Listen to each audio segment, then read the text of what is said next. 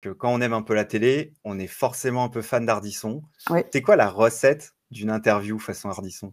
Thierry, il bosse, voilà. Il y a vraiment, c'est un énorme bosseur. Il bosse énormément ses interviews, des heures et des heures.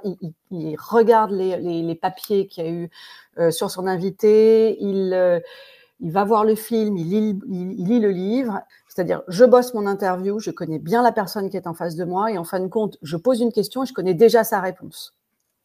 Donc, je veux l'amener à la réponse. Ouais, ça, c'est un truc intéressant qu'il faut se garder comme un mantra quand on prépare une interview. C'est quand je pose la question, je connais déjà la réponse. Donc, ce qui veut dire on n'improvise pas. Il y a un travail préparatoire qui est important et un travail aussi de fiche parce qu'après, c'est une équipe qui travaille aussi autour de l'animateur et tout. Donc, il faut qu'aussi la communication de tout ça se passe bien. Exactement.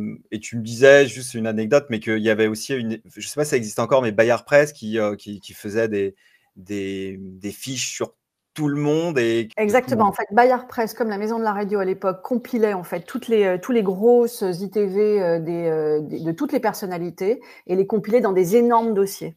Voilà. Donc maintenant, je pense que tout est numérique, c'est très différent. On trouve énormément de choses évidemment sur le web et je pense que la compile à l'ancienne n'existe plus. Mais à l'époque, c'est ce qu'on faisait. On allait chez Bayard Presse, on photocopiait les papiers qu'on trouvait intéressants et puis après, voilà, on en faisait des synthèses et puis après, l'animateur travaille sur ces synthèses ou travaille directement sur ces papiers.